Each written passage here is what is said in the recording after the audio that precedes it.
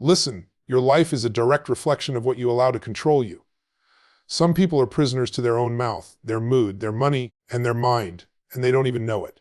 But here's the truth: if you can take command of these four, you can transform everything. Your relationships, your income, your health, your future. Today, I'm going to show you how to grab that wheel and never give it back. People underestimate the power of the mouth. They think control is about what you eat or about silence versus speaking up. But I'm talking about something far deeper. I'm talking about the fact that your mouth is the steering wheel of your life. Every word you speak is a seed planted in the mind of someone else and in your own. You might not realize it, but the moment you open your mouth, you're either building a bridge toward connection, trust, and opportunity, or you're burning one without even smelling the smoke until it's too late. Think about it. How many times have you said something in the heat of the moment and wished you could grab the words back? But here's the truth: you can't. Words are like arrows. Once they leave, they're gone and they will hit something. The question is, will they hit the target you want, or will they hit someone in a way that causes damage you can't undo? The mouth is not just a tool for communication, it's a weapon. It can defend, inspire, heal, or it can attack, discourage, and destroy. And what most people don't realize is that every time they speak, they're either reinforcing the life they want or sabotaging it in real time. We live in a world where people speak without thinking, reacting faster than they reflect. That's why so many arguments spiral, so many relationships fall apart, so many opportunities vanish. The discipline of the mouth is about becoming intentional. Imagine if every time before you spoke you asked yourself, is this building the future I want? Is this bringing me closer to my goals? Is this empowering the people around me? Because here's the reality: you can't live an extraordinary life if your words are ordinary, careless, or destructive. Some of you have dreams of influence, leadership, success. You want to inspire people, lead teams, build businesses, strengthen relationships. That will never happen if your words don't match your vision. People follow leaders whose mouths create certainty, clarity, and belief. If your words are filled with doubt, anger, gossip, or negativity, people will stop listening. And if they stop listening, your influence dies. I've met people who had brilliant ideas, incredible potential, but their mouth betrayed them. They spoke with sarcasm when they should have spoken with encouragement. They criticized when they should have guided. They complained instead of creating. They didn't realize that their words were programming their own brain to focus on problems instead of solutions. And here's the thing: you don't just speak to others, you speak to yourself all day long. Every thought you verbalize reinforces a pattern in your mind. You keep saying, I'm tired, I'm broke, I'm unlucky. And guess what? You're planting those seeds over and over, watering them until they grow into your reality. If you want to change your life, change the language you use with yourself first. Replace I can't with I will figure this out. Replace I'm not enough with I'm growing stronger every day. It starts with awareness. Most people are unconscious about what comes out of their mouth. They don't connect the dots between their words and the results they're getting. But once you see it, once you realize your words are literally directing the course of your life, you'll never speak carelessly again. You'll begin to pause. You'll choose your words like a sculptor chooses each strike of the chisel, knowing every move shapes the masterpiece. And this isn't about being fake or robotic. It's about becoming intentional.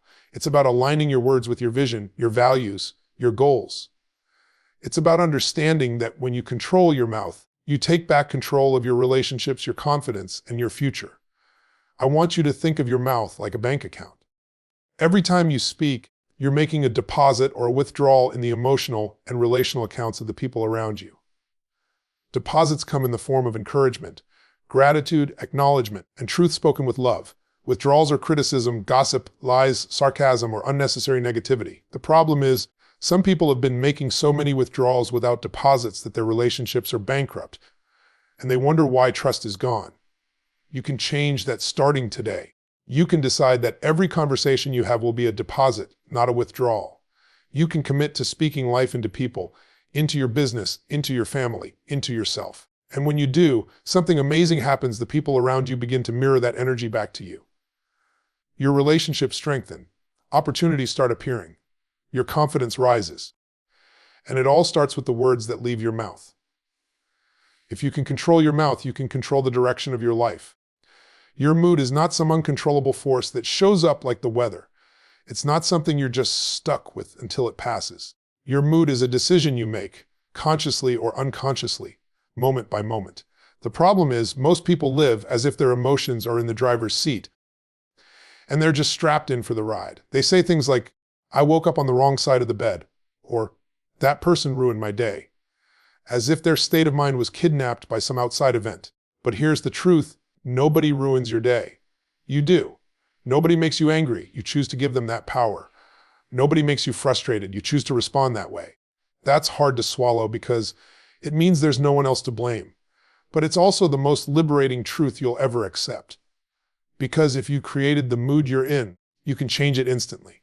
Think about the times you've been in a terrible mood, and then something happened that made you laugh. A song came on. You got great news. Someone you love walked into the room. In seconds, your emotional state shifted. That's proof you're not stuck. You just didn't realize you had the switch in your hands the whole time. Your emotional state is shaped by three things: what you focus on, the meaning you give it, and what you do with your body. Change any of those, and you can change your mood in minutes. Focus on everything that's wrong in your life, and your mood will sink. Focus on what's right, and your mood will lift.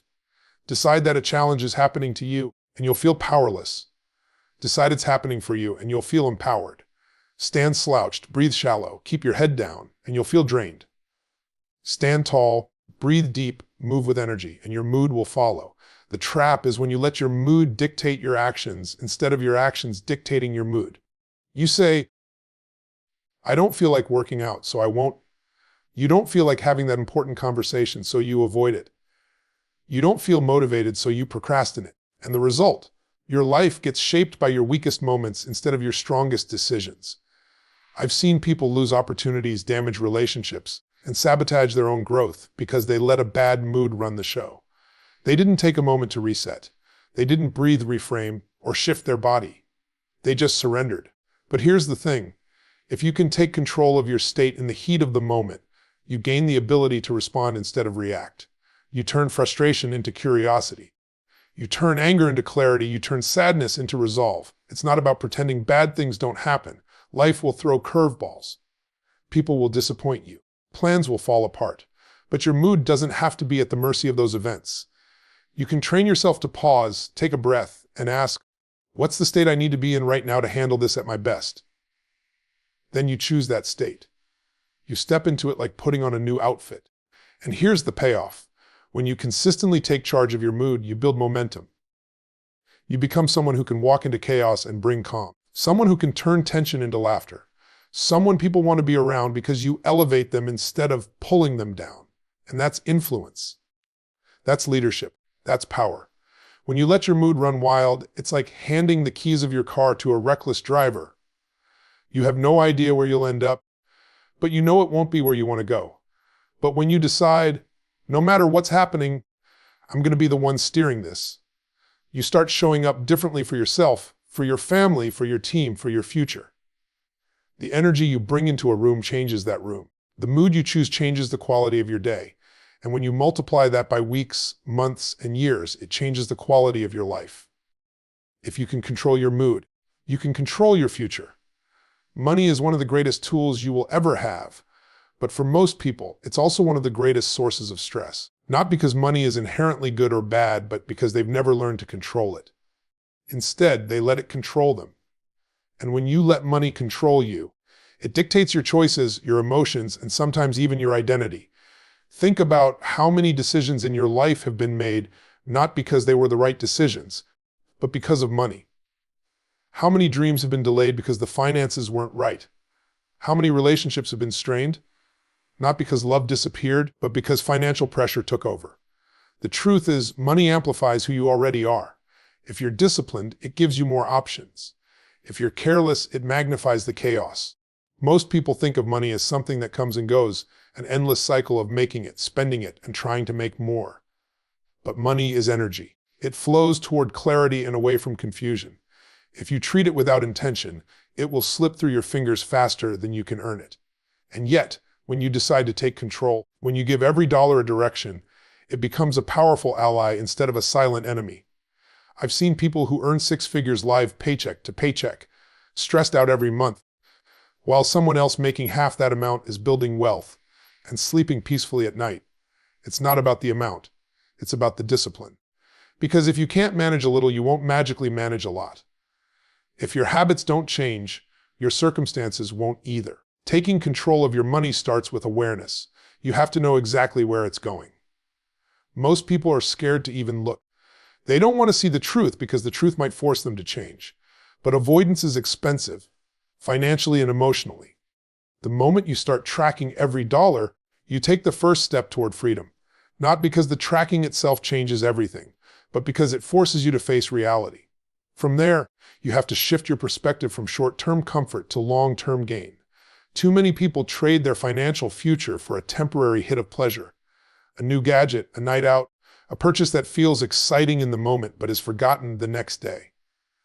There's nothing wrong with enjoying your money, but enjoyment without boundaries turns into regret. And regret is far more expensive than any bill you'll ever pay. The way you control your money is the way you control your life. If you spend impulsively, you probably react impulsively in other areas too. If you save intentionally, you probably think ahead in other areas too. Money is a mirror. It reflects your patterns, your fears, your values. And when you master it, you're really mastering a part of yourself. You have to treat money like a team member in your life. You give it a role. You tell it where to go. You assign it tasks.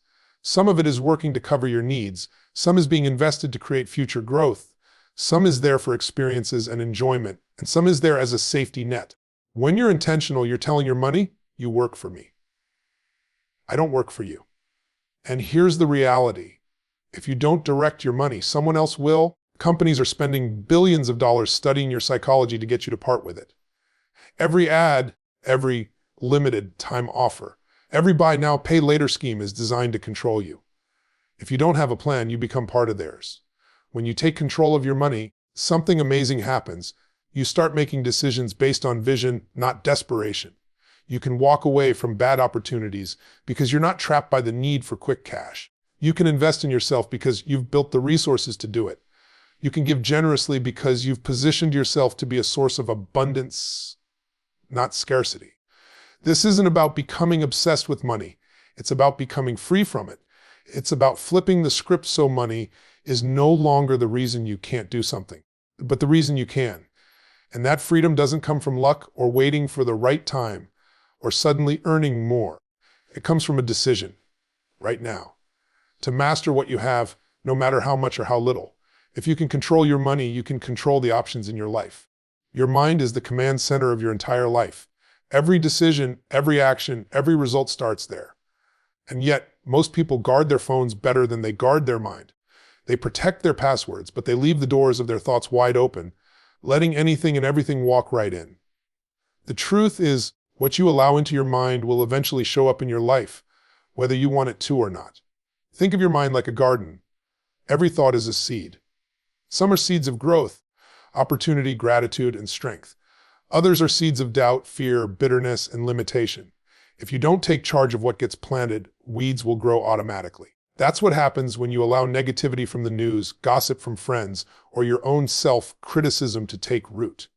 And the dangerous part is, once those seeds start to grow, they influence every decision you make.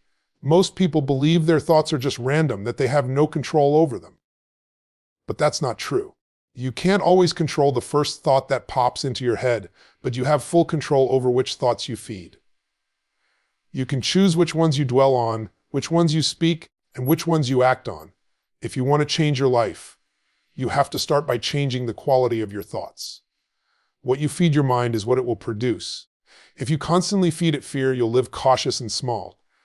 If you feed it excuses, you'll live stuck. But if you feed it with empowering ideas, with problem-solving perspectives, with stories of people who overcame the impossible, your brain will start looking for ways to create that same success in your life. And it's not just about what you consume.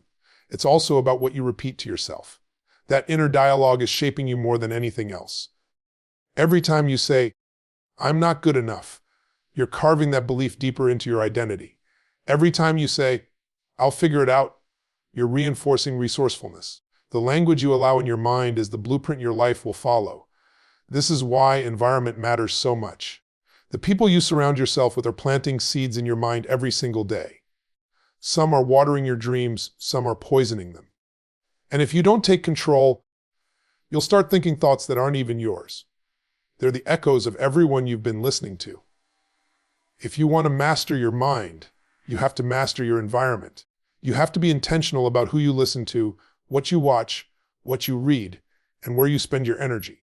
I've met people with incredible potential who never tapped into it because their mind was cluttered with noise.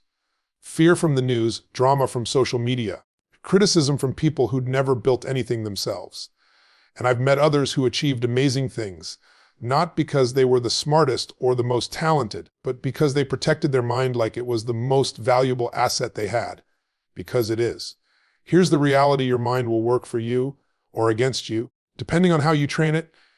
If you let it drift, it will default to comfort, safety, and familiar patterns, even if those patterns are holding you back. But if you challenge it, feed it, stretch it, and direct it, your mind becomes your greatest ally. It starts generating ideas, finding solutions, and pulling you toward growth instead of fear. Guarding your mind doesn't mean avoiding reality. It means choosing the lens you see reality through. Two people can experience the exact same challenge. One sees it as the end, the other sees it as the beginning of a breakthrough. The difference is the way they've trained their mind to interpret what's happening. And here's the thing: mastering your mind is a daily practice. It's not a one-time decision. Just like your body needs regular training to stay strong, your mind needs daily conditioning to stay sharp. It needs gratitude to stay positive, learning to stay hungry, and discipline to stay focused. The moment you stop guarding it, the weeds start creeping back in. If you can control your mind, you can control the direction and quality of your entire life. The truth is, these 4 areas, your mouth, your mood, your money, and your mind, are not separate. They're not isolated boxes you manage one at a time. They're connected. They feed each other. They either create a cycle of growth and power or a spiral of frustration and loss. And once you understand that, you realize that a breakthrough in one area doesn't stay in that area. It spills over into everything. When you start controlling your mouth, you notice your mood shifts. You're not getting pulled into as many arguments.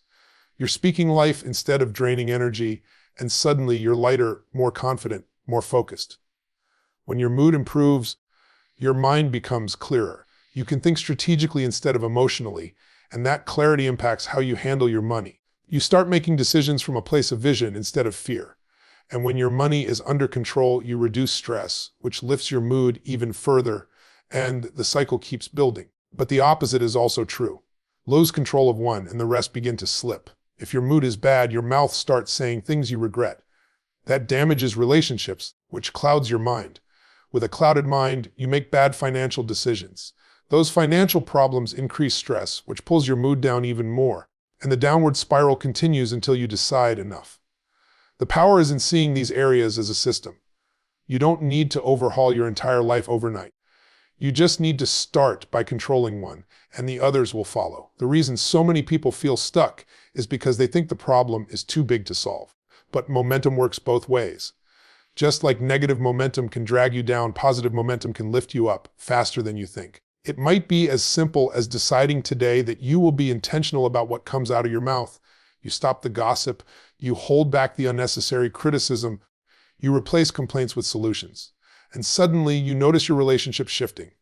People respond to you differently. Conversations feel lighter. Opportunities to collaborate show up. Your mood starts improving, which gives you the energy to tackle other areas.